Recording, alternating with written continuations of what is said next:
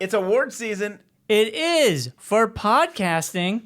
The 12th Annual Podcast Award nominations are now open until July 31st. You can vote Twin Peaks Unwrapped and get us nominated in 2 categories. The People's Choice and TV and Film. That's awesome. That's so cool. So you please visit www.podcastawards.com. All you have to do is click on the nominations are open banner, sign up, then vote. It is that easy. It will take less than 5 minutes of your time. You only have until July 31st when they close voting, so please visit podcastawards.com today.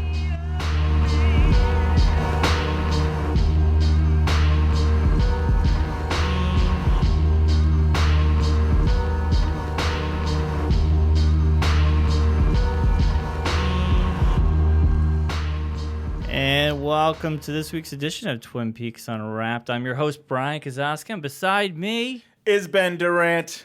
Hello, Ben. Hello, Bryon. How's it going? Pretty good. pretty good. We're back. Twin Peaks is back, and I think everybody's been waiting to know what would happen in part 9. Yeah. Pretty cool. So let's get down to brass taxes. Shall we? Bryon, this episode aired on July 9th, and it's called This Is the Chair. And I like This Is the Chair as the name, because briefly in this episode, there's a red herring about the chair. Which you're kind of watching going, this is why they named it This Is the Chair, between Andy and Lucy debating about buying a chair. I missed that. Yeah, you missed that. So there's a whole. I mean, we can talk about that real quick because it's really nothing. It was an adorable scene, and how Lucy and Andy are both looking on this webpage to buy a chair. And Lucy wants a beige chair, and Andy wants a red chair, Which is interesting because there's been a lot of debate about the color of the Red Room. The Red Room. Yes. Like maybe it's a beige now and not a bright red, or the way the filters are. People are saying brown, it's red, it's white. It's like it's interesting, and they're going back and forth, and then color correction you need or something. Yeah, and then so here's the funny thing. So we decided to go here. They have this whole dispute, and Andy finally gives in and says, "Oh, honey, you can get the beige one." Yeah. And then she goes to the computer and she actually picks the red one, which was Andy's. Yeah. But she said, "But that was the whole episode." Dun dun dun. But I mean, it's adorable, right? Did Andy trick Lucy, or did Lucy decide to give in and make her husband happy? I think Lucy was trying to make Andy happy. Or does she always want the red one all the time, and she plays these mind games? Or this is just some adorable thing that they do every day. I don't know what. Or maybe they're just constantly playing mind games with each other. And I was I don't know. Apparently I was thinking about how Andy in the old series would be extra nice to Lucy, and then she would give in. And that's why I was like, is Andy saying, "Oh, honey, you can get what you want," and then tricking her to get the red chair? I don't know. I don't think we need to get on a tangent. Well, hold on. I got one thing to say about this scene. It did make me think about how Lucy was scared of cell phones. It's interesting that she doesn't get cell phones, but she's online shopping.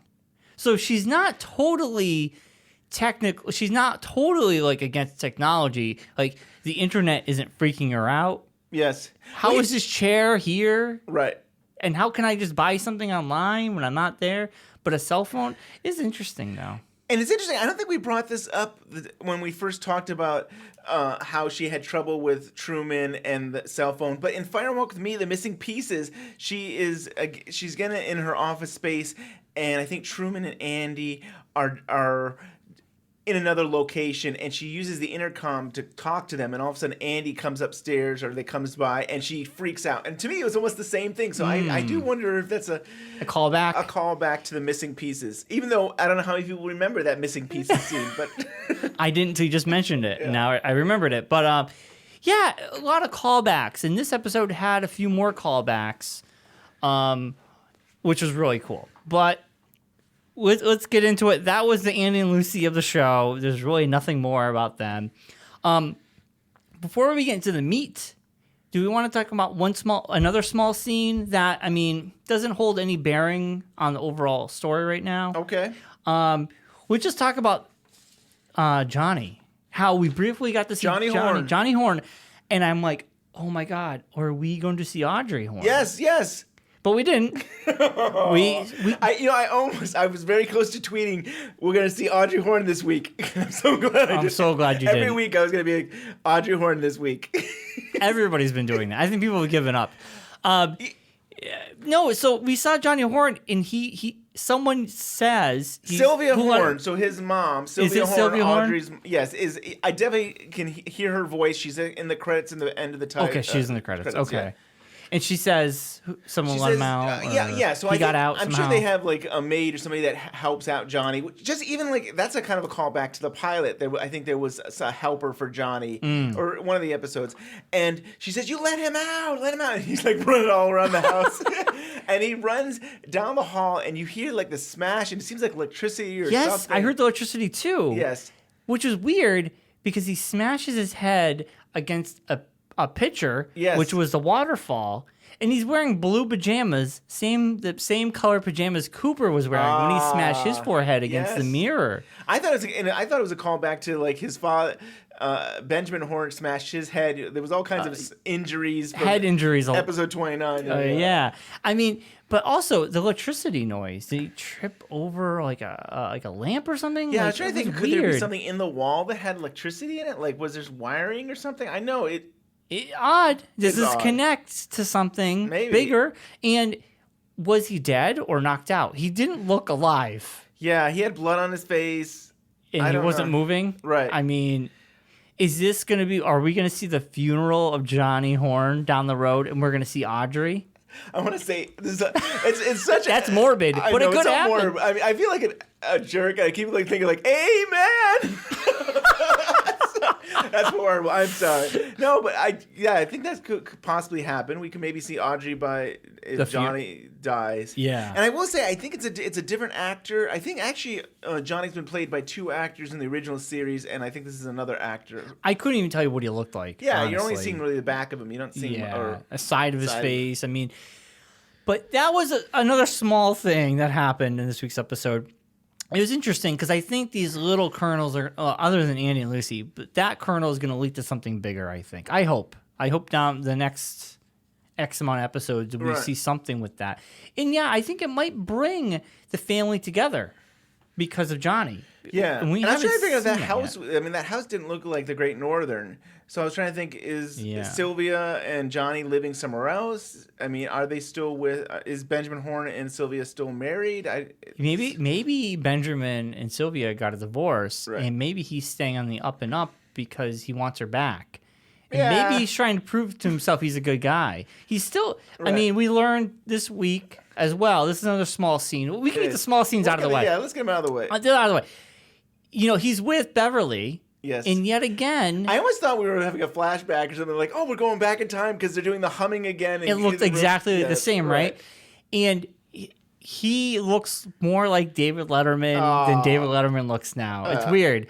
So he has... him and Beverly, they hear the hum, and he said, well, nobody, can find where this is coming from, and they almost kiss. And he goes, I can't. And she's like, you're a good man. Now, we know she's married to someone has health problems, declining health, and we don't know about Ben Horn. We don't know if he's still married or not. I'm assuming he is. Let's assume that he's still married.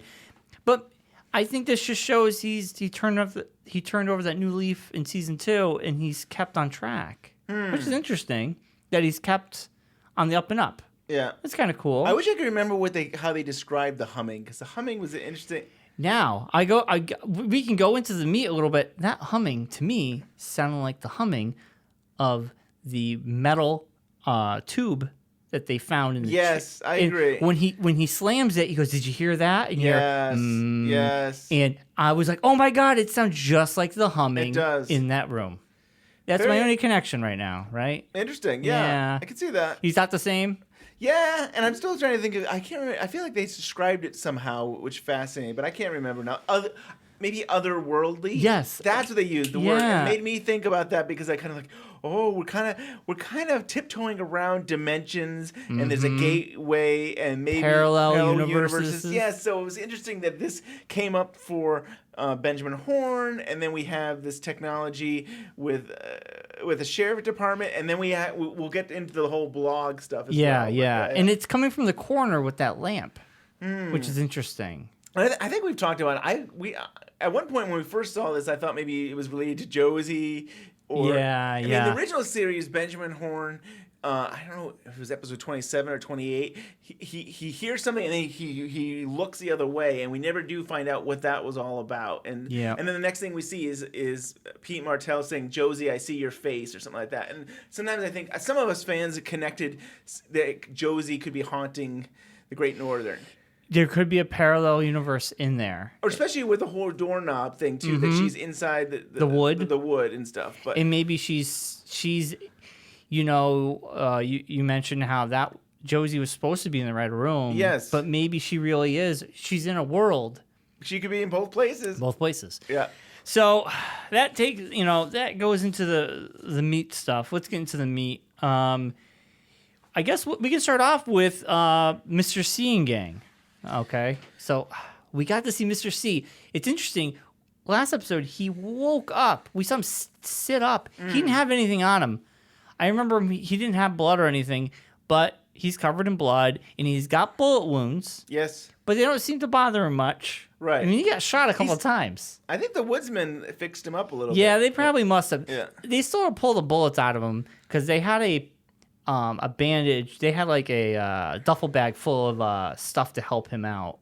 So it's like they're almost prepared for this. Like they knew something could have go down and Mr. C could get hurt. Right. So it's interesting you bring up his gang, and Gary Hutchins and he goes by Hutch. and then Chanel Hutchins, which Chanel. we saw her in the beginning of Chantel. Sorry, we met her in the beginning where Cooper Mr. C said the most disturbing thing ever before they did things, but she was you're wet. Yeah, don't ever. She was in. I'm sorry, listeners.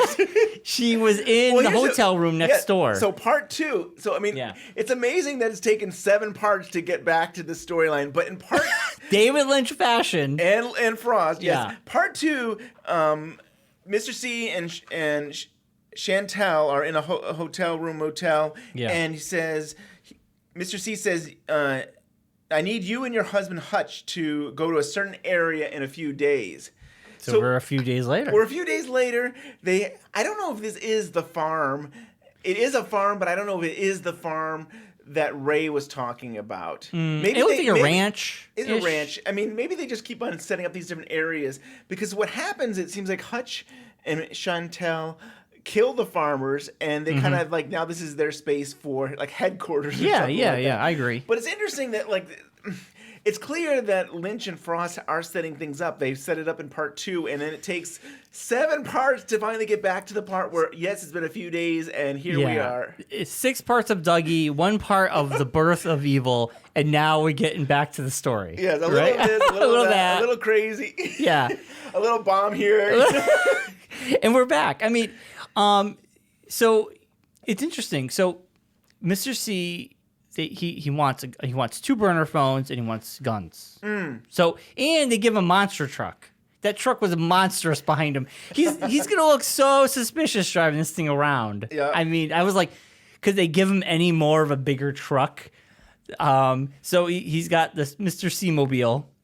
Man. And so interesting enough, he gets a burner phone. He texts something to we don't know who at this time.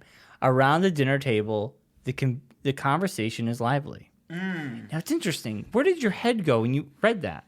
I can tell you where mine went, but where did yours go when you saw that? When I heard that, I thought like we're getting closer to what the goal that we need to get to. I thought that I thought that it was something like, hey, things are happening. Things are moving into place, and we're getting closer to our goal. Yeah. You know, like I feel like Mr. C has a master plan, and he's got things, and we're now at the point where things are revving up. Yeah. Almost. What do you take from that? I mean, it's weird. The first thing I thought of was I thought about them at the diner or on the table, but then I also thought about Firewalk with Me around the dinner table, around that table above the convenience store with all these different souls up there. Or what? Agent Jeffries was where he went to the meeting and stuff. Yeah. And I'm like, it's interesting. It just reminded me of this, but in Twin Peaks fashion, there's been tons of conversations around the dinner table. The Palmers, the Horns, the Haywards. Sure. But I think for me, Firewalk with Me, but I like what you just said. I kind of like that.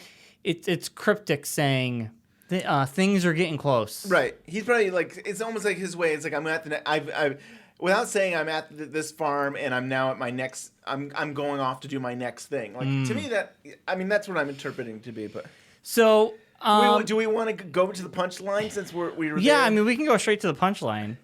So later on we find out Diane checks her phone in the plane. It says it's blocked, probably because she's in a secured plane. They don't want anything coming in or out digitally. And then she lands, they went at the morgue, and she looks at her phone, and she's the one to receive the text. And I was kind of floored. I mean, didn't see that coming. No, I didn't see that coming. What do you think? Is she a traitor? Like, is she... I mean, there's so much... I mean... Nah, I don't know. Like... Is there any way, chance possible that she has no idea what this message is? That it just comes to her, or would she know who that is?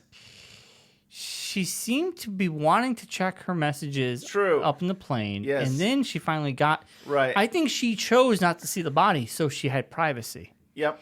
I agree. And so then the next question, too, is then, like, does she know that he's a doppelganger, that he's the evil Cooper, or could she still think that she trusts Dale Cooper with her life and whatever he needs from her, she will be there for? But what would have been that whole performance we saw when she meets... Mr. I need to watch C. it again and wonder, could it be a cryptic message? Could it be some without them knowing what they're talking about? But you're right. She seemed very passionate about it, and she goes, "He's not. I saw something missing right here," and she points to her chest. Yeah. What if? Okay, here's a whole thing.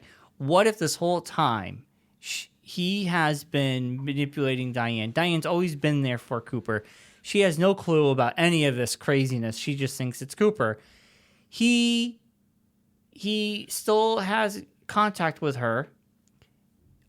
She trusts him in a way, but maybe she thinks the FBI is bad. She thinks Cooper's good. She thinks they're being crooked. Maybe he's perceived them to be that way. And I can have it. He could think to himself, I have someone on the inside that's with me. But maybe when Diane saw Cooper, maybe they haven't seen each other physically, but they've messaged each other. Yeah, I was thinking that too. Yeah. Could she think she's talking to somebody else? Maybe she thinks she's talking to Agent Jeffries. Yeah. Does she realize she's talking to Mr. C? Yeah, so maybe she's not even being deceitful. Maybe she doesn't know. I mean, she could be undercover with Agent Jeffries and not be like, hey, we have to keep our stuff quiet and stuff. But yeah, and maybe she saw Cooper for the first time. She told Cole, which I want to think is the truth. Like, she's very broken up. She got this message, and maybe she's just like, oh, I got this message. If she doesn't say anything to Gordon Cole or anybody, then I don't know. Then I feel like there's something going on. But you said it. She was very much wanting to look at her phone several times, which made us think that like she's expecting something. Mm-hmm. She knows what day it is. She probably knows that this message will be coming soon. She's a traitor. You think so? I don't know. I don't know. I don't want to believe that. Me neither. I feel like there's something going on. I think. I love the actress, and I like the idea of Diane being, good and there for Cooper. Yeah, I think there's something more to this. That we're missing some pieces. I think. Missing pieces. Missing pieces. So not only did he send it to text, but he calls Mr. Todd. Yes, I mean, I think we all thought that this was the case. I think we all thought Duncan Todd, who was in Las Vegas, who's getting these envelopes and sending them out. Mm-hmm. I think we all thought it was Mr. C, but this confirms it. This confirms the link that I'm guessing that the computer turning red square and all this stuff was all Mr. C basically. And even there was that whole scene where you don't want to you don't want to meet a guy like this, and so that, because there was a whole conversation about, why do you do this stuff? So here's a crazy question: is Mr. C, this has been in the back of my mind for a while, is Mr. C the one who owns that box? Is Mr. C the millionaire? I don't know. I want to say no. I keep thinking that like he might be looking for the box. Like I keep wondering if that's what he's in searching for. I kind of feel like he's looking for coordinates for the Jack Rabbit. We'll talk about that later, but the whole maybe that whole thing with but I don't know. Like I feel like that's a coordinate. You're right though. For. I mean, like he definitely. I mean, from the picture, like we saw at one point in one of the parts of Mr. C, there was a picture, and he seemed like he was wealthy. So he probably does have money. Yeah, I mean, he was walking like a Malibu house or wherever he was, right? And like, people made it into a Grand Theft Auto Vice City meme online. Right. I mean, great. He has money. He seems like he probably has a lot of money. And so if he's a drug lord of some sorts. Yes. Yeah, and look at his car, was really nice. I mean, he's got pull, he's got money. Yeah. It's been bugging me. What purpose would he want with that box if he could capture Cooper or capture anybody that could give him the information? He was in New York. Yeah. He was in New York. Remember who said I missed you in New York? Fake Agent Jeffries, when he was on the phone, says I missed you in New York. Right. Yes. You're right. It could be. It's been bothering me. I'm probably wrong, but my feeling is Mr. C is the person who owns that box. You're probably right. So Mr. Todd is told that he has to kill.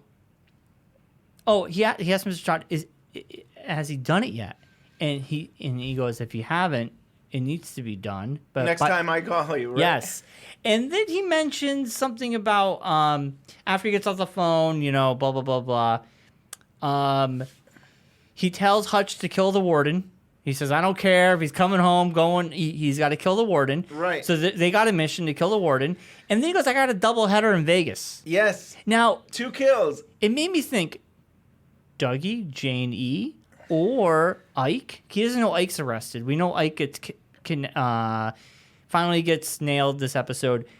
Is it a doubleheader in Vegas? Could it be Todd? Could it be... Yes, I would say it would be Todd and it would Ike? be Dougie Cooper. Those two people. Or maybe is it Dougie Cooper and that's a doubleheader? Nah, you don't want to go that way? You don't think?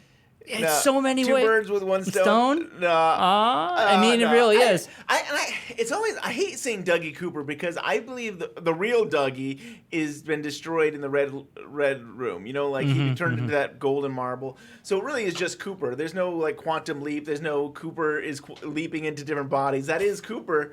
So just trying to become himself again. Right. Yeah, trying to come out. Yeah. So I really think that it was probably Cooper and Todd. And I think everything else is kind of cleaning itself up. Ike is going to be arrested. We can go into that real quick. Ike is arrested, we know. And I'm like, it was kind of sad to see that character go. I was kind of hoping a little bit more. Oh, you enjoyed that? Yeah. And the comical gigantic bandage on his little arm was very comical. And they kept it from us the whole time until he put his hands up. So yes. Yeah. So with Ike, there was a couple of things I liked. I loved that he went, "Aw," or it was like a groan. Or, yeah. And then the cops, they say, we have your palm print. As a matter of fact, we have your whole palm. And I mean the burnt flesh from the gun. But I thought that somehow I didn't get that the first time. It's like, oh yeah, the burnt palm. They took a whole chunk off of his gun. Yeah, that gun had a huge you have your whole palm. Yeah, and it was great because they knew who Ike the Spike was. This guy obviously was. He's on their he's on the radar. Their radar. He seems like he's somebody's in trouble, but they never really caught him. Yeah, so that's cool. But one thing I wanted to talk about briefly before we get away from Mr. C and his gang. Chantel, is it Chantel? Chantel. She gives Mr. C a kiss. It was kind of odd because, you had Hutch. Well, her husband, Hutch, is actually saying, hey, give her a wet one. Yeah. Give him a wet one. Yeah, it was just like awkward because he's standing there while they're kissing. But did you notice she gives him another small bag of cheese-related snacks? Cheetos or cheese crisps or cheese doodles. I don't know. But it's a callback to the episode part 1 or 2. There is cheese packages in the hotel, motel, whatever it is, motel. Now, is this like, does he need this for fuel? What is up with this? I guess he likes junk food. I really want to hear There Will Be Drinking do fan fiction about Mr. C and his cheese addiction. I'm like, what does this have to... He says, he doesn't need anything, but he wants those cheese snacks at all times. Yes. I didn't get it. Like, I don't get this. Is it something to do with cream corn? Oh, you do realize that it is a corn product, right? Yes, but it's artificial. Yes. It's all junk. Wow, you just blew my mind right now. What? The cream corn, and he's eating cheese snacks. Wow. And Gordon Cole had a picture of a corn cob behind his head. Right? Oh! I'm connecting the dots on this. No, I really want to know the whole cheese doodle thing. I don't know if anybody has any thoughts. Please send us an email. He needs to eat, even though he says he doesn't need anything. He needs to have some kind of food, and that's his choice. And Dougie was addicted to eating chips. That was weird too. He kept eating those chips. Right. Like he was, and yet it's another corn product. That's funny. Yeah, weird. Anyway, that's all I had about the Mr. Cena's gang. So I guess we can go to Gordon Cole on the plane. They get a phone call from Colonel Davis that they have Mr. Briggs's body. They get this is the first phone call. And I love that Cole thinks that he's swearing him at first by the name of it. Yes. That was great. I love it. And then they also get a phone call from the warden saying that Coop has flown the coop. What? So that I thought maybe they were in it together. I thought maybe they had planned the whole thing. And it's like, kind of like the whole thing where it's like, we're not going to listen to your phone call, and then they listen to the phone call. So I thought maybe Cole and the warden was in it together. But clearly the warden was working on his own and let Mr. C go. But I also feel like the warden put that gun in there with blanks. And I feel he had to give Ray the gun too. Yeah, so I don't know how that... Yeah, it's weird, but also the warden is doing crooked things that Mr. C knew about. So obviously the warden has his own agenda. I don't think he's going to be totally honest with everybody. He's kind of a skis ball himself. So we don't know his whole backstory. Also, Gordon, Albert, and Diane, and Tammy, they all go to Buckhorn to see the body, and I like how Diane says like a blue rose case. So this is like a mention of blue rose case. Right, so she's been involved with it, probably because she would get the tapes from Cooper or something like that, but she is aware of the blue rose cases. Yeah, like that. So it's kind of cool to hear that. Cool. Yeah, and I thought Tammy had a pretty good part this episode. I like her character. She's all right. Yeah, she's cool. I mean, they don't give her. They haven't given her a big meaty thing yet, but overall, I think she's a fine FBI agent so far. Yeah, she's okay. She's all right. I think it's fun to watch. There's a point where there's the whole smoking thing. I thought it was fun to see her posturing and going and trying to respond, and that went on for a long period of time of like. You know what I got out of that? I almost feel like Tammy wanted to say something, but she knew she would be out of line, and she's not. She's the pecking order. She's kind of probably lower. Mm-hmm. So you have Diane, who doesn't give a shit about anybody, and then you have Gordon Cole, who is just like, I really want to smoke that cigarette. Mm-hmm. And Tammy's just there. I think you almost feel like Tammy wants to talk business, but I almost feel like she could be suspicious of Diane.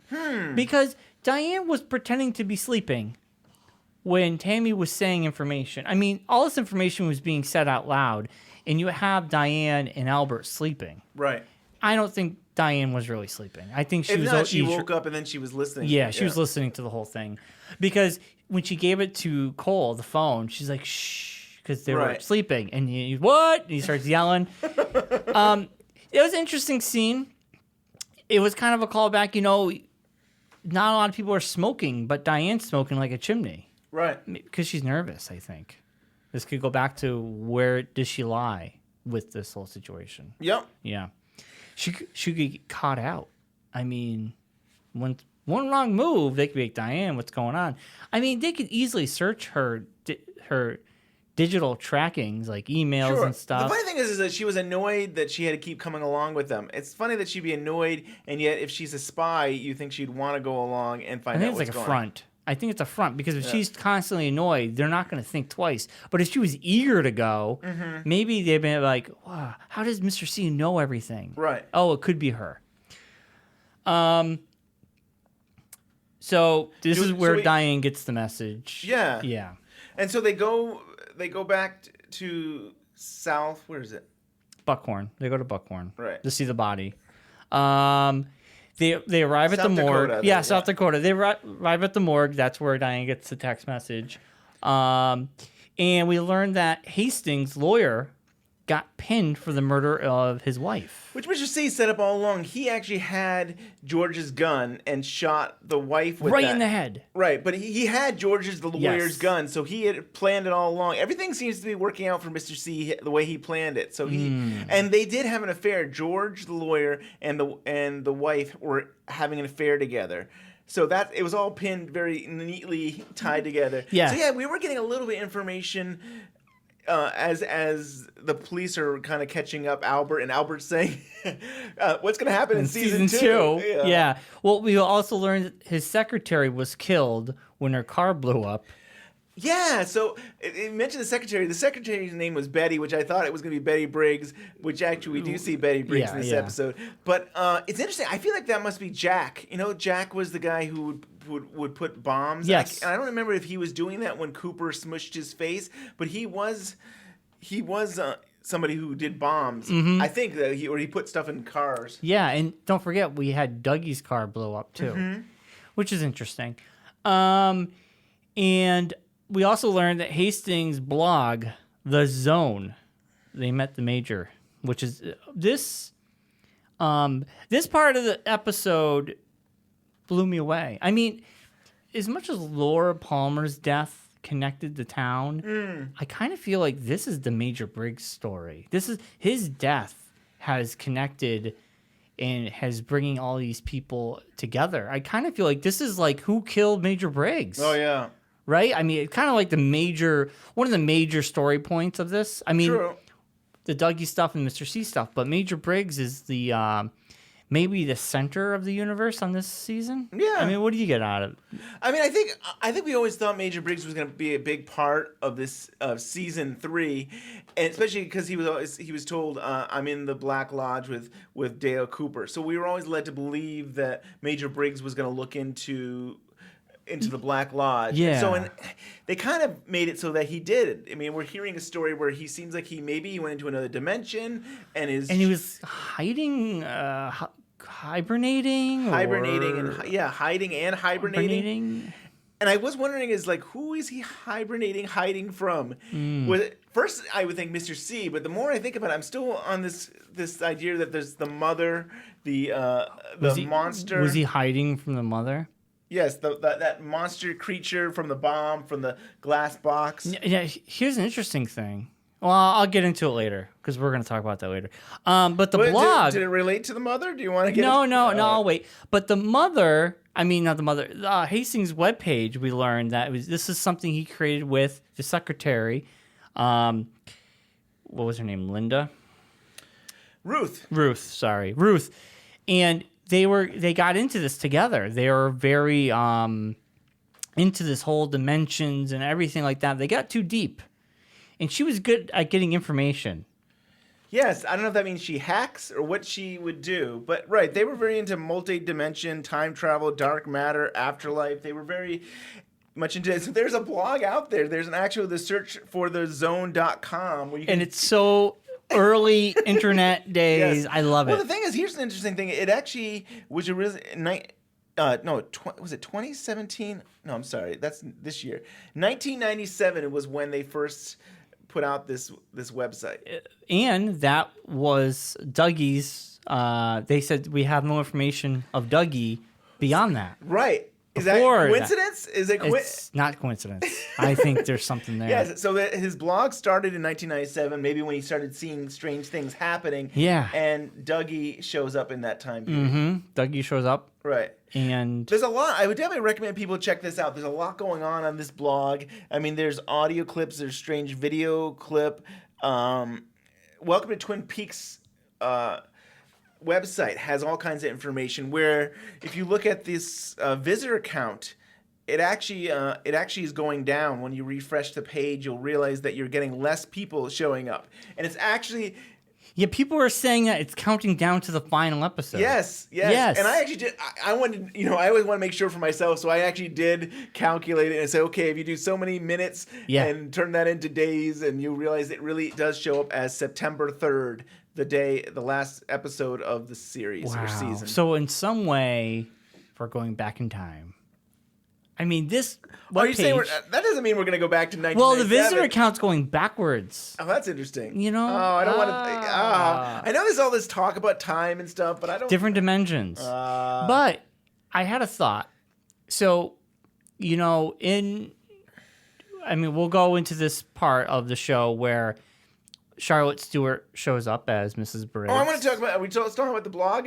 Yeah, let's talk about the blog. Just for a little bit longer. Yeah. So it seems like it is changing. Like, this is a new... I mean, it seems like every once in a while there's new things happening. Like, there's a guest book, and you could actually post and leave things, and then they turned it off. But I think it's something we should visit over again, because it seems like people are making changes to this website. Oh. But I was able to leave something where I was like, the owls are not what they seem, and it showed up, and now all of a sudden they've taken it off. But interesting. Right. So I definitely recommend people check this out. I'm trying to think if there's any other interesting. So other things is it's connected to the soundtrack. So there's some links that are connected to the Twin Peaks sound.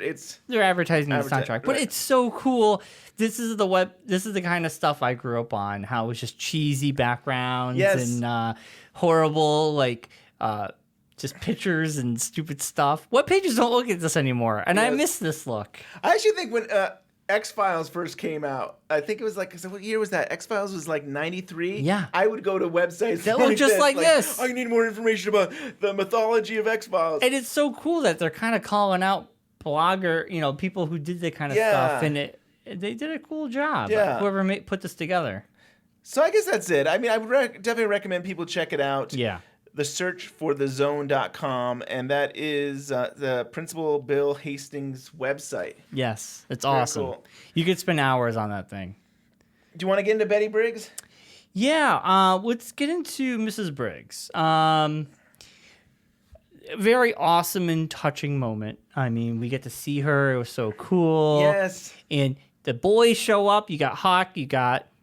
Frank Truman and Bobby Briggs. And she's like, Major Briggs said this is gonna happen. Yes, she knew that Truman, and she said she didn't realize it would be Frank Truman, but she said Truman would be there, Bobby would be there, and Hawk would be there.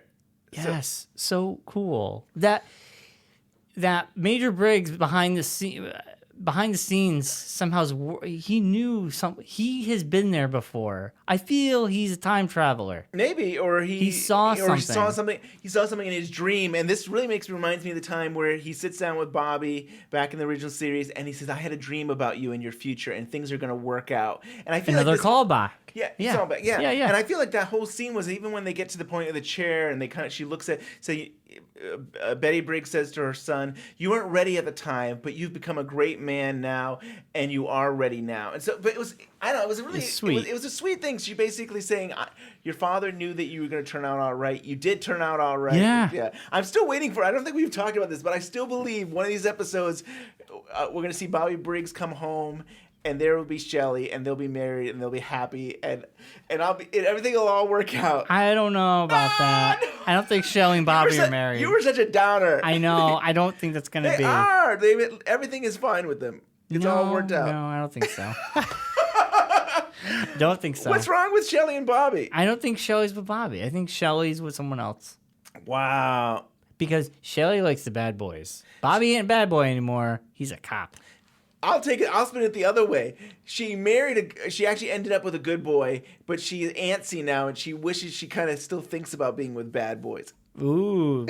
We'll get back to that. But I like to believe part of Bobby's life working out was that he actually did marry the woman that he loved. Mm. But we'll see. You see, I'm a hopelessly romantic. But I also feel with their relationship, there was drama.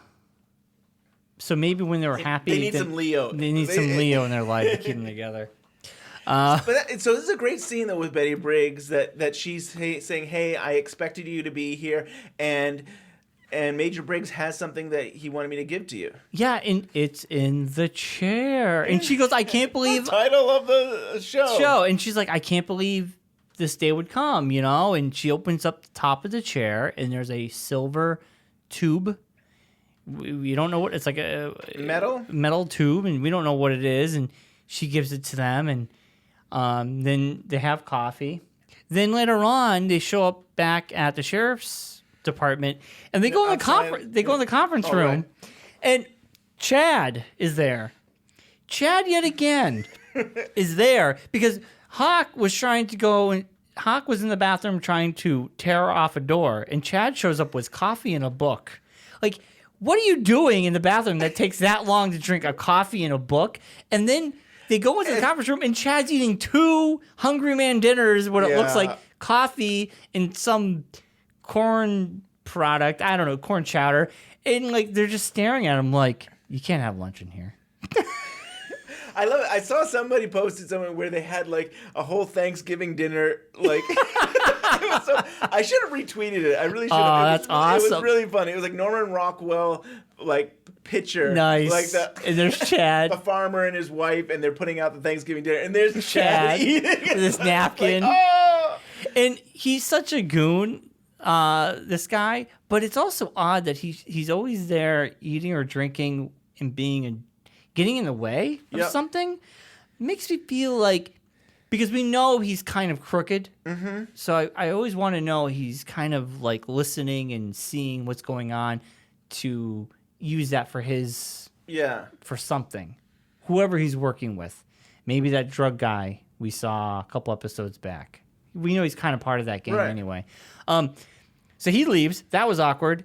And it's so funny because, they're trying to open the tube and Bobby goes, "Oh, I know how to open that." And they go, "You do?" "Yeah, we got to go back outside." I'm like, what? This is Bobby Briggs' hour. This is his moment. Like, but was he playing with them? Like, we're going to go in. You guys can't open that. Yes, you see that big grin? Yes. Like and Frank Truman calls him out on it. It's like, you've been playing us. You knew all along what that was and stuff. Yeah. What a jerk. Bobby's still Bobby. I thought it was sweet. Yeah. I thought it was great. I thought it was really cool to, like, it's like, I'm going to make you guys, squirm a little bit, try and figure this out, and then I'll finally let you know what it is. Yeah. So he slams it on the ground, and you hear the hum, and that hum sounds just like, to me, sounds like the hum that we hear in the Great Northern. The Great Northern. Yeah, Beverly and Benjamin Horner. Like, ooh, what if the Great Northern's inside that? It's a world inside that. We live inside a dream. We live inside a dream. Something like that. So that was cool. And then he slams it yet again, and they open it up, and you got 2 pieces of paper. And one of them, I kind of knew we were going to see that, but the first one is very interesting. This is where time gets weird, I think. Mm-hmm. The timeline between Twin Peaks world and the timeline with South Dakota. South Dakota. It gets a little weird, wonky. Well, right. So South Dakota is in September, and when we get this piece of paper, we realize that we're in October. It's 2 days before, because Bobby says that's in 2 days. So October 1st and 2nd is in 2 days, Twin Peaks time. So they're still in September. They're just like 2 days before. I always assumed for this whole series that we weren't all in the same time. Yeah. I just assumed that, like, we could be all over the place. Like, I wasn't sure for the longest time if Dougie was even in the same year. Like, yeah, I know. That's interesting too. We don't. What year? I mean, we should be in. I think we really should be in the year 2015. Yes. That would make it to be 25 years after 1989. So I think. Yeah, that should be the year we're in, but who knows? Yeah, like, you don't know. Yeah, right. So that's an interesting thing. So yeah, there's 2 pieces of paper. One of them I think is the space garbage with Cooper. The owls are not what they seem, or something like that. And then the other piece of paper is all kinds of stuff. We have looks like mountain triangle shapes. We have the Twin Peaks. The Twin Peaks, right? Yeah, the Twin Peaks, and then like a red moon. A red moon, and then maybe like a crescent moon. Yeah. And then the mother symbol above. Right. So that card, that Ace of Spades that Mr. C was showing, is it Daria? Not Daria. Yeah. Yeah, Yep. Daria. Yep. He's like, do you know what this is? And she didn't know what he was talking about. It does seem like, I want to believe that it is the monster, the mother, the experiment model that we're all calling this creature. And then we also have a time, 2:53, 10:1, 10:2, and then it's also that same time is the same distance from Jack Rabbit's place. It says east yards. It's 253 yards east of Jack Rabbit's place, which is interesting. And I looked into this. So get this. The arm mentions 253, and the switch between Cooper and Dougie was at 253. Ah. So, interesting. Yeah, 253, yet again, is another big number. Right. It's weird. We had the 430. That seemed to kind of play out with the atomic bomb. Right.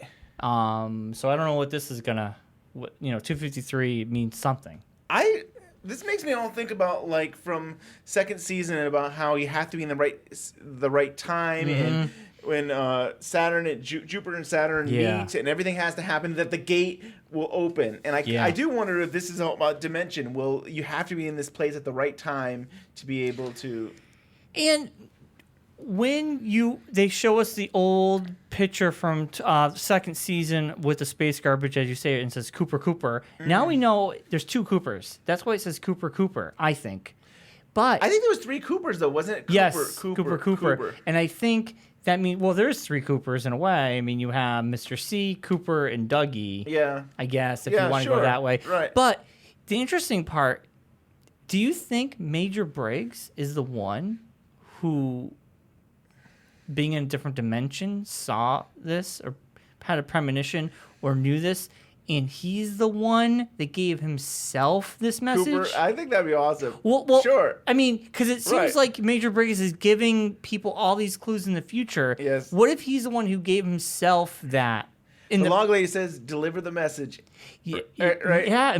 Or maybe he was delivering it twice. Annie delivered the message from a different time. Right. So I like that. I can buy that. And we learned that from the interrogation room. Hastings says that Briggs starts rising, and he says, Cooper, and then his head disappears.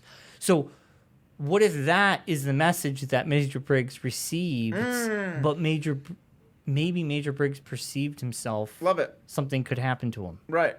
I love it. I don't know. It works. My mind hurts from all that. So this whole thing about Jack Rabbit, Frank Truman and Hawk don't know of a place called Jack Rabbit. And again, Bobby Briggs steps up and says this was a place that he invented when he was a child. It's an imaginary place that him and his father kind of hung out and did. And like, I love that, like, these messages that Major Briggs is giving, only his son would know about. Only his son would know how to open this thing, and he would know about Jack Rabbit. And he knew his son was going to be in this position to maybe receive these messages. And that's what I'm saying. Like, Major Briggs is just like sending stuff out into the universe. I don't know. Very cool. Crazy. And that's why I think he's the center of, he's bringing everybody together somehow. This makes me think about, so when we get to the police station in South Dakota, oh, actually, no, I don't know if I want to go there. Well, how we don't really know how he died, do we? We don't know how Major Briggs... All we know is he lost his head, which I think Mr. C did. I think Mr. C cut off his head. And I would think that it's the monster. I think the monster would have a better job of cutting off Ruth's head and cutting off the head of Major Briggs. Like, I feel like they were in this dimension with Principal Hastings, and the monster came and got them. But we've seen the monster suck the brains out of two people's. Does the monster hold finesse to cut off someone's head? Oh, I don't know. Yeah. You know what I'm saying? Like, we've seen it act animalistic. How would this monster clean cut someone's head off? That's fair. Okay. And put a head on top of it. I feel it was deliberate, almost deliberate enough to throw someone off. Because where's Major Briggs' head? Yes. And the last time we saw his head was floating in space. Yes, that's great. You could be right. You could be Mr. And we do know Mr. C did meet up with Major Briggs, and I also mentioned it in Secret History at Twin Peaks, the book there, that they had a meeting. Yeah, and we also learned that Gordon Cole and Albert they thought Major Briggs had died in a fire 25 years ago, and the last person to see him was Mr. C. So. It all goes back to Mr. C. It goes back to Mr. C. They're putting the clues together, which is great. I think this episode's like people are getting the clues. The clues are coming together, and fingers are being pointed at different people. Yep, which is cool. And at that morgue, I thought that it was nice to see Albert seemed to be flirting with the the person doing the autopsy. That girl. Yeah, I thought that was nice. Yeah, that's cool. And then he's like. Can anybody say fruitcake or something? I don't know. Well, fruitcake about Principal Hastings, right? Yeah. Yes. Yeah, I mean, again, boy, the acting has been great. I mean, I thought that was a great scene, and the freaking out and saying, "Oh, we wanted to go away and go scuba diving." Yeah, I know, but he sees Major Briggs being decapitated. Mm-hmm. But I wonder, Major Briggs was decapitated in a different realm. Because he said his head disappears and things come out and it's the most beautiful thing. But then he realizes that he's dead. So I almost pictured Major Briggs doing what the giant did. Because he said he raised up and things came out and he said, Cooper, Cooper. Do you know? Right. And again, and are we sure this wasn't a dream? Because it's funny but way back in, I want to say part 2, Hastings talked about dreaming about there was a death. Remember, like he said that like I never was in her house or in her apartment. I had a dream about it, and then I woke up. Maybe he was covering. Maybe he didn't want to tell the truth because now he's telling the truth. Maybe, but we do know that we sometimes in dreams we go to other places. That's true. Like Laura's gone to other places in her dreams, and yeah, I mean, I can only say that maybe when he's talking to his wife, she's gonna think he's batshit crazy if he just starts saying the truth. Yeah, but maybe I don't know. He seemed pretty serious to me when he was saying I only dreamt it, but yeah, but now he's talking to them and he knows that. He's in big trouble, and maybe he just has this. I'm gonna put it all out there. Please believe me. Please believe me. Right? I don't know. Yeah, I mean, yeah, maybe he perceived it as a dream, but now that he's thinking about it, now he's like, maybe it was real. I don't know what real. I don't know the difference between reality anymore. Mm-hmm. Maybe. And where do you think they went? Then did they go to the White Lodge? Did they go somewhere in between? Did they go? Yeah, I think they went to a lodge of some sort. Right. Or like what we call that purple world water. I mean, who knows? Yeah, who knows? I think he went to a lodge, and Major Briggs, for some reason, he wanted coordinates. Yet again, coordinates come up. Is this the coordinates Mr. C wants? They got it from the military. They gave it to him. And then he does this ritual thing. He does this thing when he raises up, says, Cooper, Cooper. His head disappears. He's dead. So, yeah, who took his head? And what were these coordinates? And are these the same coordinates that Mr. C's looking for? And are these the coordinates that we just got from Major Briggs in that little metal tube? But that would make no sense because obviously Major Briggs, why would he ask for the coordinates if he already had them? So I kind of feel like this is two separate things. Right. These are two. Yeah, why would he ask them to go to the military to get coordinates if he already knew them? Yeah. Or Major Briggs asked for these coordinates, wrote them down, and those are the same coordinates that he left Bobby. I don't know. I mean, there seems like could be a couple different things happening at once. I mean, are they the same that he's passing on?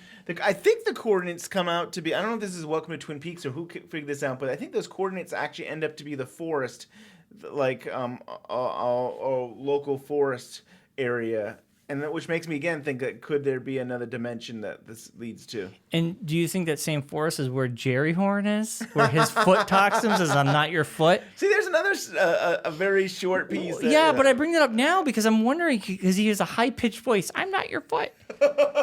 What if a little man from another place? Yeah, what if Jerry Horn The arm's cousin, the foot. The foot. My left was my right foot.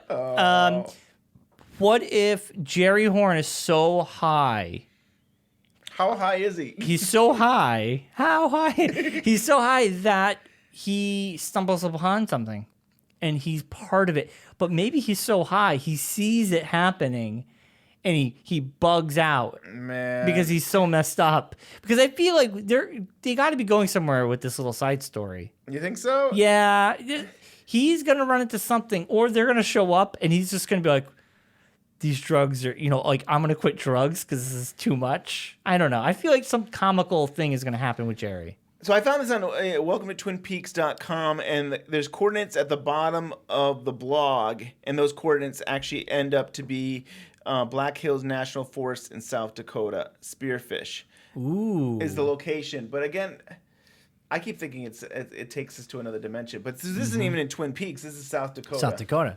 And this is related to Principal Hastings. This explains, why we're in South Dakota. Right. Yeah. So, and again, they are linking. I love how we're connecting things. We have Cole, and he gets a call, and now he's in South Dakota. So he's now they're merging together here. These separate storylines that we said, oh my gosh, this principal thing has nothing to do with Twin Peaks. And or so we thought. And now all of a sudden it does. It has to do with Major Briggs. And then we have bodies that are, what do they have to do with anything? And it's interesting to see it all coming together. Yeah, and I guess lastly is Dougie and Janie. We learned some history about Doug. We learned that He worked for Bushnell for 12 years. Yeah, and he was in a car accident, and then he gets these episodes.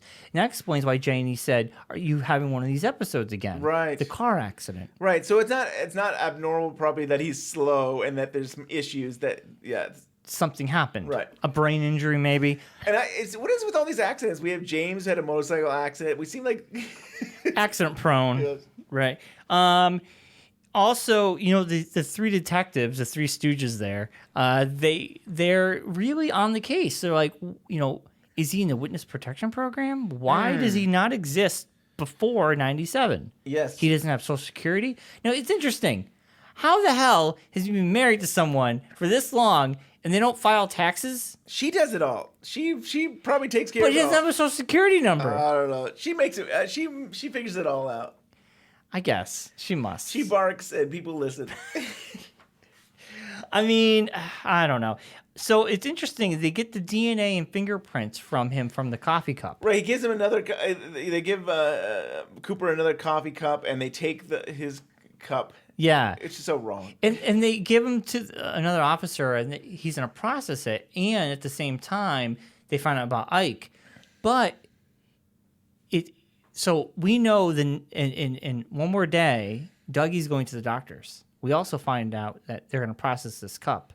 So things are going to happen the next day for Dougie. Some major things could happen. I feel like every part we're like the next one because then his boss is like, I'm giving you the day off so you can come in tomorrow and we'll get to the answers. And of course I'm thinking, oh, you're gonna finally answer about that bad coworker, and you're gonna basically finish up that storyline of his work. Probably not. But we get to see Cooper look at the American flag. Before we get there, there's one other storyline that is linking to Dougie's storyline. Mm-hmm. So we're at the police station or the morgue area, and the morgue attendant, she says, "Oh, and I found this ring." Yes, Dougie and loves that whole wedding ring that she has. And it seems like Gordon Cole kind of brushes it off as though we got to talk about other things. It's like, oh, but that's crucial that ring is going to link you back to Cooper. It is odd they would ignore such They kind of ignored it, like, oh, it's a ring, but it's like you do know how important rings are. Yes, and it was in his stomach. But to me, it was kind of like, oh, this is going to take a little longer. Now we're going to have to wait. We're going to have to wait for Cooper's fingerprints, and then when they get the fingerprints, they're going to link to the ring, and it'll all come together. But it's just one step closer to Gordon Cole finding the good Cooper. Exactly. Yeah, he sees the American flag. And then a woman walks by. I want to stop at that American flag for a minute because I think that American flag is very important. That is a symbol of our country. It's a patriotic thing. We just had the 4th of July. If they had done it last week, it could have been very patriotic. Yeah. And for Cooper, he's a government man. He's somebody that's very lawful. He believes Boy in Scout. his Boy Scout. He believes in his country. So you have this music of American, the beautiful, and I feel like he's very moved by that symbol of the flag, and he understands how important that symbol is to our country. And now you can go and then he sees a pair of legs attached to red shoes. Yes. Walking by, and it brought back memories of maybe Audrey wearing those red shoes. And I want to touch on that some more, but before I get there, I want to tell you my first 2 thoughts I had about that before I even thought about Audrey. My first thought was the Wizard of Oz, that these ruby slippers. Again, he's thinking about his shoes, and he sees this outlet, and he says, my shoes got stuck on the other side of this outlet, and I need my shoes to go home. I thought that. My second thought, which still hasn't gotten to Audrey, which I love Audrey, and I haven't got. My second thought was, why didn't his wife start yelling at him, like, what are you looking at that lady's legs for? Yeah. I think that would have been so comical if she said, you're already in enough trouble with Jade. Now you're going to look at some lady's legs? She was very quiet. Very quiet. But I Yeah. thought that would have been a perfect moment for her to, like, smack him and be like, how dare you? Yeah, I still think that this is a different dimension. Dougie does not exist in the real world. I still believe I thought it. you gave that. I thought we were texting back and forth, and you gave that up. I swear. so- I've only had gotten to him a few days ago, because I swear it was like yesterday, the day before. You and I were texting, I know. and you said, "I'm giving up on the dream theory." Here's why I still believe it could be true. All right. Let me give you Oh man. let me give you We are going to go back to Audrey, but tell me about why you think it's a dream. I think it's not a dream. I think it's a barrier. I think it's a subconscious stronghold that Mr. C put up that won't allow Cooper to come back and take control of his body. And I know a lot of the evidence could show that I am totally wrong. I hold out that this could possibly be true because when Mr. C says I got a doubleheader in Vegas, I think he's talking about Ike, and I also think he's talking about Mr. Todd. But Ike gets arrested. We don't even have a. But he doesn't know that. How did Mr. C know he got arrested? And Mr. Todd's not doing his job. Yep. And I think Mr. C is like, if he can't do his job, he's done. He knows too much. You can't fire him. Here's why I don't want to go on this too long, but remember Ike got 2 pitchers. He got Lorraine and he got Dougie Cooper already. Yep. So he's already got these pitchers, and that must have came from Mr. C. So that he got rid of one of them, and then he still needs to get Dougie. Here's a question. Yes. What if that already happened? What if this is playing with time? Oh boy. What if Mr. C, all that stuff happened before that? That double header was that? I don't know. I don't know. Let's go back to. I still have that hope. I don't know. Audrey. I don't really have much evidence. Audrey. So we see these red shoes that Dougie Cooper sees, walks by, and I didn't pick it up right away, but a lot of other people on the internet picked it up. That in season 1, Audrey wore red heel top. It's a skirt and everything. Right. I mean, it's the High same, heels, almost yeah. the same outfit. So yeah, in the pilot she was switching her shoes and she put on these red high heels, and then I think a few episodes later, Cooper asked to join for breakfast, and she's wearing those high heels, and I think and so at least Cooper would have seen that, so he could be associating with it. So Yeah. we need to get Audrey back, and she needs to wear those shoes, and she needs to New shoes. tap them 3 times and say, "There's no place like home." I don't know. You do always wonder, are we reaching, or is this something that's intentional that Lynch and Frost are doing? I think it's all subtle callbacks. Yes. Definitely. I think something like this is a subtle callback. I think a lot of this stuff is subtle. I don't think we're reaching for the small stuff. I think my theory is reaching. I think sometimes we read into things more than we're supposed to, but I think that's the fun of Twin Peaks. I think that's what makes it so much fun. And it's so hard. We don't have the whole picture. Right. It's so weird that we can't analyze something fully without the whole picture, and we don't have the full picture. But I feel like stuff like this is just a subtle callback. And if you're a big fan like yourself, you'll get it. And for newcomers who don't, they won't get it. They'll just think something else. And maybe down the line they'll figure it out. But the internet, I think, really helps out a lot. Totally. I agree. Yeah. Awesome. I think that's the show, Ben. I think, oh my God, it was a jam-packed episode. Yeah, and again, this is always kind of, I always feel like this is the first part of a two-part. Like, I always feel like that we have... I wanted more. Yeah, I'm always left with wanting more. And I feel like next week is a follow-up. Hopefully it's connected to... We got one more thing. Which yeah? We have 2 drugged-up girls at the Roadhouse. That's right. Do you know who those drugged-up girls are? Sky Ferreira. Yeah, singer. And I don't know who the other person was. I don't know the other person. But they were drugged up.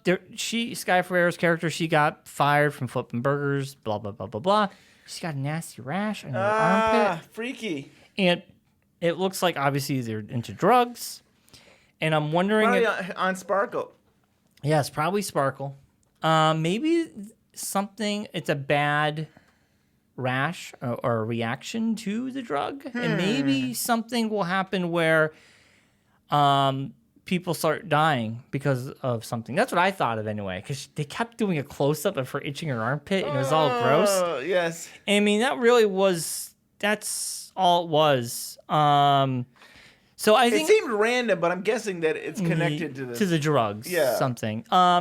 So I think overall, do you think Mr. C is looking for jackrabbits? Do you think that coordinates that he wants is jackrabbits? I mean, that's the big question about this episode, for me anyway, is that the coordinates that Mr. C is looking for? Or is this forest in South Dakota? Is he still in? He still must be in South Dakota. So I actually think it could be the coordinates of the principal that... The funny thing is, it's on his blog, Mr. C. If you just went to his blog. If you went to his blog, you'd figure it out. So I don't know. It could be. You're right. I mean, there's all these coordinates. Yeah, coordinates and numbers, and what does this all mean? I almost feel like maybe these different things are happening in different dimensions sometimes, because they mention a car blowing up. We've seen a car blow up. We saw a car accident, and someone was in a car accident. But there's always this repetition in the original series, too. Yeah. There's always kind of like things just happened over again, like duality. Yeah, you're right. And it's weird. Duality in the first 2 seasons, in this one, it feels like 3s. We got 3 bumbling idiot detectives. We got 3 agents and Diane. Right. She's not an agent, but you got 3 agents. You got 3 Coopers. You have almost 3 worlds to work. I mean, you have the Twin Peaks. You have the South Dakota. Possibly the White Lodge. And you have the Lodge. Red Room, Black Lodge. Yeah, are they all overlapping? Major Briggs he is a head, his body, and himself being on a different plane. And a soul. His soul. That's 3. Head, body, and soul? Yes. I mean, it's crazy to think about so much. So next week, Cooper's back. He wakes up. I don't think so. I know. I mean, I really thought it was going to be at this. So here we are. We are actually at the halfway point. We only have 9 parts left. So we have gone through our first 9, and we have our last 9. And it's funny because, originally they were only supposed to be 9 parts. So, like, Can you even imagine what this would have been like with 9 episodes? It would have been compressed. I mean, they seem to be saying that I don't think they added anything. I mean, Lynch would add something, happy accidents, or maybe add something to Frank Truman line or something like that. Yeah. But it seems like, I feel like this binder was a movie, we want to call it, or a whole series. So it's interesting to see, did they stretch it out? Do you have these 2-minute smoking scenes that would have had to have been 10 seconds? I don't think we would have gotten the episode we got last week before the break. I don't think that would have happened. Maybe not. Yeah, because that could have been done after the fact. Right. But yeah. So we still got a lot of shows still. We still got 9 more parts. But it's interesting to see. I feel like every week I think we say, oh, it's coming more together. It's coming together. And I keep thinking, okay, Cooper's back. Because I keep thinking Cooper's got to get back at some point, and he's got to find Laura, and he's got to he's got work to do. There's things that have to happen. At the same time, this could be the job for Dougie. No. No, it could not. Dougie could step up to Bryon, the plate. I think you're doing this show without me. I'm kidding. I think I think you're right. It is Cooper. having an Cooper will be awakening. like Laura. Yeah. he just says one word. Laura. Yeah, But I think you're right. I mean, Dougie is dead. We know that. We know Cooper needs to have an awakening, an epiphany, and he's getting there. He's getting there. And I mean, that whole scene with the American flag, I do feel it's so powerful because it is the heart of who Dale Cooper is. That he is this Eagle Scout, and he is the All-American, and he really believes in his country. And I mean, he did warding off Ike the Spike has led him to this point of getting his fingerprints, and I think maybe something will happen where Gordon Cole and those guys, like, something happens and they see his fingerprints. Might be Dale Cooper's fingerprints. Like, Dougie's fingerprints won't exist anymore because Dougie's not there. he's not quantum leaping.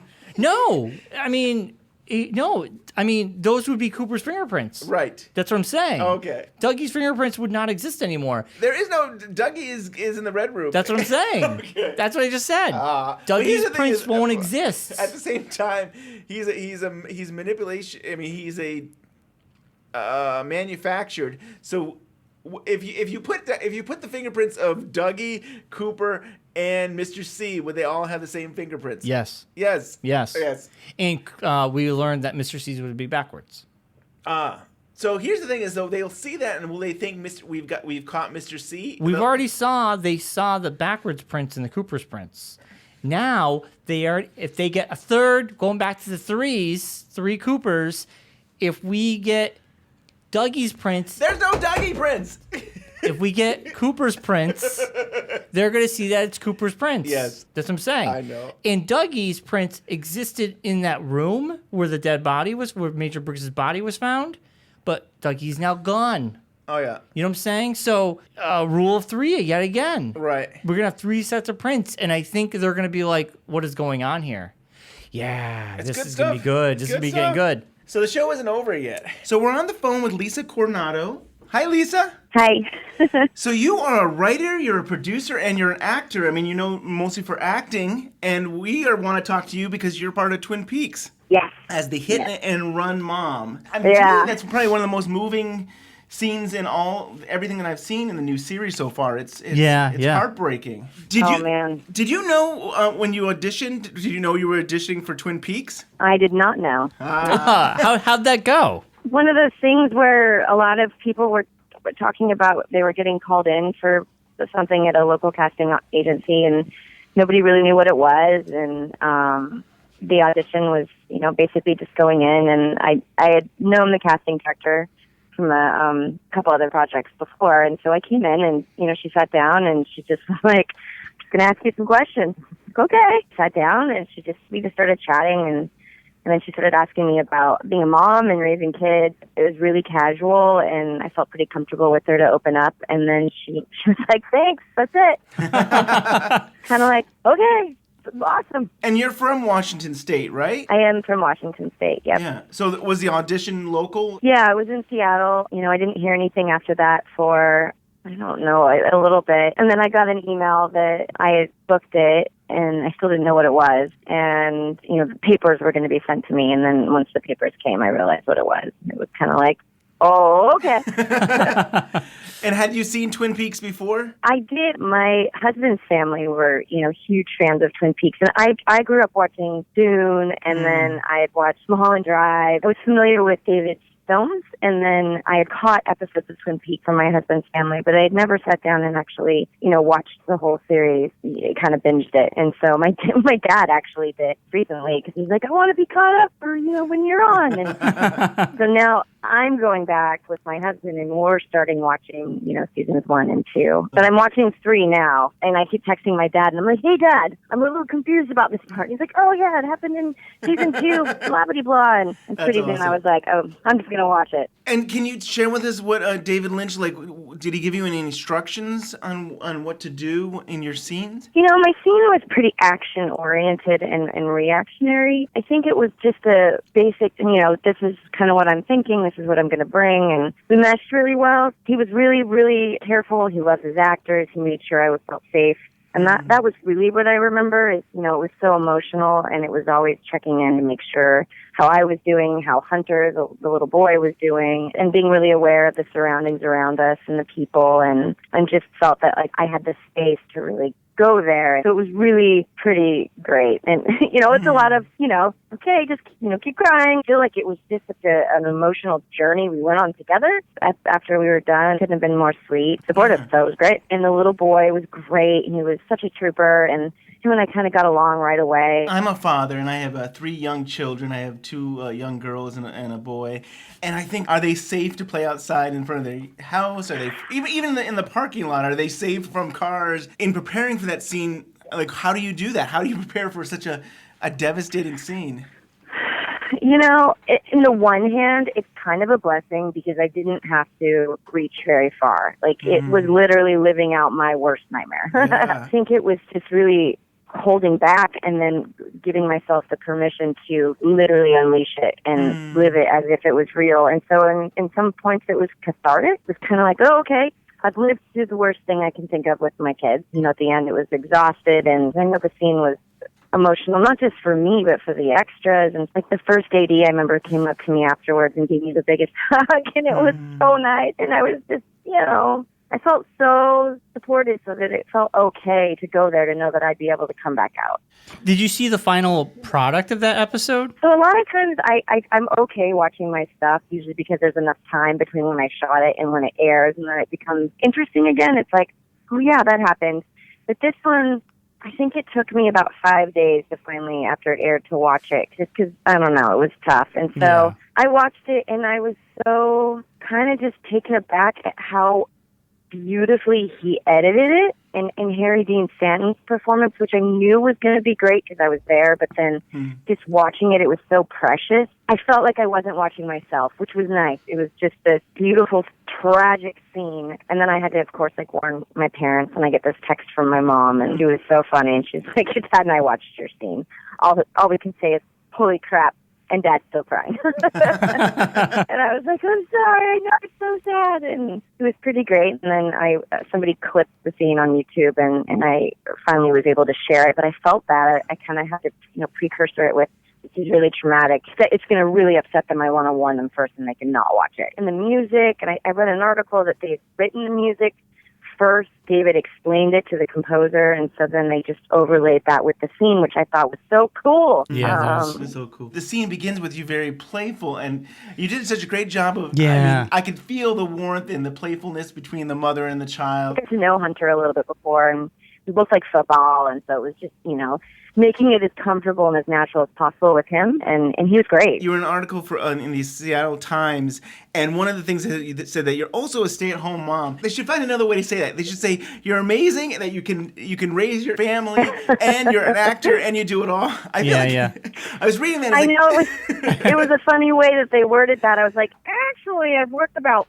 20 jobs in that time, but it's been really nice because most of the jobs that I've had have been flexible with kid after school pickup. So I've been super lucky, and my husband has a great job that, I just do the books for and the taxes. And so, I kind of have my fingers in a lot of little things, like things here and there. And then, when I wanted to, I think 4 years ago, I finally said, I'm going to hit this acting thing full time and, just really open myself up to it. And it's been really great. It's been, lots of variety of work in commercial and TV and film and all sorts of crazy stuff. There's a lot of stuff I haven't gotten to really see of yours yet. But that Different Drummers looks like a really interesting film that you did a few years ago. Yeah, I worked with the guy that wrote it based on his own life. So I played his mother. Don and Lyle were just business partners and writing partners, and Lyle wrote the book on his life, and Don, I think, helped him turn it into script format. They did it together, and so they both directed, which was really nice because I had 2 different perspectives, and it was challenging and wonderful at the same time, and they were super involved, and playing somebody who was a real-life person was a little scary. And I had not met her, and was able to just create her from the book and the script. But yeah, it's a really sweet family film that we shot in Spokane, and I had a blast. That's awesome. I saw a video where you talked about, so you have two directors and you have one director who's saying, we want you to cry in this scene. And then you have the other director saying, no, we don't want you crying in this scene. And it's, I did, because Lyle was like, my mom wouldn't cry. I'm like, oh man, it's so hard not to cry in the scene. And then Don, so we did a couple takes where I held it together, and then Don comes over and he's like, okay, Lisa, I'm giving you permission to cry in the take. I was like, yes, okay. And, so they got both, and I think they ended up using the take where I did cry, because it was the one time this woman broke down in the whole film, so it worked. What was it like, working with David? First day on set, he came right over to me and introduced himself, and I felt like I've known him my whole life. He just kind of has that impact on people. He makes you feel at ease and important, and he's just lovely. There's not a lot of people I've met like him, so it's hard to describe him. And I feel like everybody feels this way about him, which is so universally wonderful that this person that's created such interesting, phenomenal work is this really just down-to-earth, warm, open guy. That's what he was like. And getting to see him again just briefly at the premiere party kind of has this way where I lose my words. I don't know what to say. I just see him and I smile. I grab his hands and we have this lovely moment, and that's all that's needed. Yeah. It's just kind of awesome. Thank you. And I feel like I have all these things that I could say to him, and I'm hoping, someday down the road, I'm just actually going to get words out to say thank you. I thought, and maybe I know some other fans thought that maybe you were going to be Donna Hayward. We had a big debate. We had a debate, but it's like, there's something about I do think you have a glow in your hair, and there's something about it. It's like, she would make the perfect Donna. And I don't think it turned out that way, because clearly I think they would have referenced it in the series by now. But we thought you were going to be Donna. We thought you were going to be the new Donna. Yeah. Well, and I cannot talk about anything with my character, whether she appears, down the road or what happens. But I will say, I swear to God, in Lynch's universe, anything is possible. Sure. It's very, very funny. And it's, what's crazy is when I was younger, that movie Cutting Edge, I constantly got told I looked like Moira Kelly. So I wonder if that kind of a little bit too, what people, from what I gathered, thought that we kind of had the same look. So right, yeah. Because she played in the movie, at Twin Peaks movie Firewalk with Me, that she played the Donna. Yeah, she was the best Donna, in my opinion. There's a big debate about that too. I'm not getting into that debate. So you're also a gamer. You're on Hyper RPG on Twitch. Yeah, that's really awesome. Yeah, I am. That's so much fun. fun. I'm actually going to Modesto. I'm going to my first gaming convention to do a Gamers Live. We're doing a live RPG, so I'm performing in that. So that'll be interesting. So what are you doing? what kind of game? What RPG are you playing? Basically, what these guys have done, I think this is their 4th year, and it's been pretty successful. This is my first year with them, but it basically plays out like a bunch of friends meeting in a basement to play an RPG. A little Dungeons and Dragons, a little mesh, but you've got your GM, and he's basically taking the players through a game. But what we do is we interact with the audience. So he'll have a player go up, and the audience gets to create their fantasy character, who they are. That sounds awesome. Then so we're all assigned fantasy characters, and then we sit back down and we go through it. And whenever the GM, I guess he dings a bell, we have to run on stage and actually act out the fantasy portion. Oh my God! We're actually playing. Yes, and then the audience has this huge foam D20, and so they're rolling for us on whether we're successful and stuff, and it's super interactive, ridiculous shenanigans, and we put on a 90-minute show. That sounds awesome. I gotta watch that. I played D&D with a group of friends of mine. We've been playing for 5-6 years, the same campaign. The same one? The same campaign. We don't Same campaign? Yeah. You haven't died?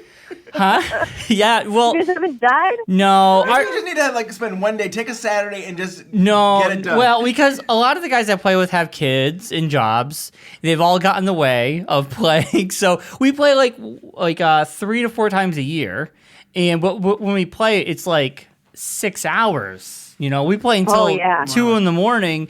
And then we're all fried for the next day. We all got to be up early for work. And it's every couple months we'll get together and play. And our DM is very nice. He doesn't kill anybody. He has a long story. That's the problem. Yeah, that's a problem. He doesn't like to kill people. I mean, we gotten close. But this sounds awesome. I definitely want to check this out. With the same group, I do a show on Monday nights and Friday nights on Twitch. The Monday night show is called Masters of the Metaverse. It's wacky and zany and crazy, and we had our series finale Monday night. And then on Friday night, I play periodically something called Death from Above, which is a BattleTech. I guess it was a tabletop game, and we turned it into tabletop and RPG, and it's like an ongoing saga. That's awesome. So that one's been really fun because it's dramatic, and we've got all this fan fiction that people have been writing. It's been incredible, and I'm not sure how much longer that show's going to be going. I think the second season is just about to wrap up. But Masters of the Metaverse on Monday night, it's crazy and it's hilarious, and it's interactive, and people get to donate money to change things in the game or get certain powers. That's neat. I like that. That's really cool. Yeah, it's pretty fun. It's been a wild ride the last 6 months. That's for sure. We're almost done, but I also just want to mention that you were in this short film called Revelation, which I thought was very intriguing, and I really liked your part. I don't think there was any speaking part. It was really just you going through this scene. It was so fascinating. How did you get involved with that? So my best friend, Wanda Russell, decided she wanted to direct her first film. She's a fellow actress, a friend of mine, and she wanted it to be this really organic process with like 6 of her female friends, actress friends, and we all came together to develop a story of what we felt Revelation was to us. And so we explored it through all like movement class and mask making, and we did all of this crazy stuff to develop our own story. And for me, at the time, it was this struggle between staying a kid and growing up and what that really means, and really seeing that, I guess, getting older doesn't necessarily mean you lose your childlike qualities. They're still there. You're just expanding on who you are. And so it was really a play with that, and watching my children getting older, and just this whole cycle of being afraid to grow up, and really that it can be a really beautiful thing. So that's kind of where mine came from. It was a cool process, for sure. And on the website, did you write a poem? I did. That is so cool. I love it. Yeah, That's I really did. nice. I wrote a poem about it, and actually, I spoke with a couple different people about potentially turning that into a children's book. And so, and I've got a couple that are somewhat similar in that rhyming scheme. And so I was like, oh, maybe I will write some like really positive, especially for girls. 'Cause my daughter's 12, kind of going through that struggle of growing up, and really showing them how beautiful they are, and try to ease that transition a little bit, That's really awesome. Yeah. You should do that. I think that's so cool. Yeah. Wow. Yeah. Well, Lisa, thank you so much for your time. If there's more to your character, I hope maybe you come back sometime and As talk Donna. we're not saying Donna. We're not saying that, but yeah. Well, thank you so much for your time. Yeah, we appreciate it. Yeah, absolutely. Thank you guys so much for reaching out. Thank you, Lisa, for being on today's show. That was awesome. We learned a lot from her. It was so cool to hear the other stuff she's doing. Yes. And she's a gamer. And You love that. Yeah, I it was love really that. cool. I love it too. Yeah, it was it's really cool. Yeah. We'll have to check her out on Twitch or something. Yeah. So check that out, everybody. And I thank you, community, for posting. I posted that picture after every episode. The conversation continues. I love it. Everybody was just digging in, asking questions. This show's gone a little bit long today, so we're not going to go into community feedback at all. We had a lot to cover. You can email us at twinpeaksunwrapped@gmail.com. You could also follow us on Twitter. Ben, how's Twitter going? Twitter's just exploding. Twitter is awesome. I don't talk about numbers much, but we are getting so close to 15,000 followers. I think we're like 14.5. So we are getting closer and closer to 15,000 followers. Oh my God. That is kinda awesome. Cool. It's really awesome. I love the community. I mean, like I said, I think part of the show is just done by the community, all the things that they found. And I don't think I saw the Audrey's red shoes at first. So I think that was so cool. Thank you to everyone. And I don't ever talk enough about YouTube. I was going to mention that, yeah. Yeah, we are on, usually a few days after we post our show, we posted on YouTube, just audio version, and we have a community there too. I think there's so many cool people, Line Standing, and all these other people that are there. They are awesome. Thank you guys for listening and for all your support. If you're listening to this right now, at this very moment, our interview with Charlotte Stewart has been posted on YouTube. It's on our Podbean page. You can check that out. It's in our feed, but if you go on YouTube right now, it's our latest video. We're re-airing that. Yeah, that was from really last cool. year. She gives a very, very tiny piece of information about being on the set for doing this scene that we just saw on part 9. So it's still kind of cool. And I almost feel like that's it. I think you're right. I don't think we're going to see her again. Right. She was only there. I think she was only there for a day. So that makes sense that might be her only scene for the whole series. And it's interesting that we got Margaret, who gave a message, and now we have Charlotte Stewart, who's giving the second part of the message. And to go with the rule of threes, someone else could show up to give yet a third message. Lots of messages. A lot of messages. Yeah. So like us on Facebook at Twin Peaks Unwrapped. We are getting close to 900 likes. Thank you, everybody who's joining the conversation on there. Also, like you heard in the very beginning of today's episode, you can get us in the nominations for the Podcast Awards. We're in 2 categories, TV and film and People's Choice. This is getting us in the nominations, and then if we get that far, there'll be another round of voting. So please nominate us. Let us be part of this great podcast awards. Yeah. The link is on Twitter and our Facebook page, so you can just head on over there and we'll direct you in the right place. Also, iTunes, thank you for the 5-star reviews. Thank you for the comments. And please continue. If you haven't already, just go on there, leave us a quick message, or just give us a 5-star review. That allows our show to be more seen by others who are interested in Twin Peaks. See you next week.